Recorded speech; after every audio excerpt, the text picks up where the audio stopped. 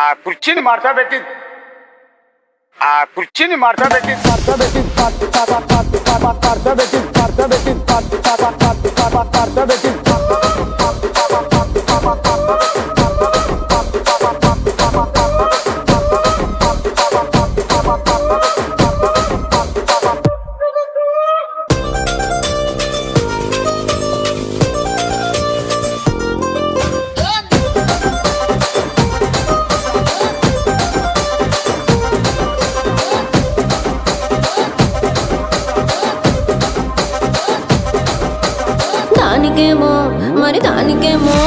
దానికేమో మేకలిస్తివి, మరి నాకేమో సన్న బియ్యం నువ్వు కలిస్తివి.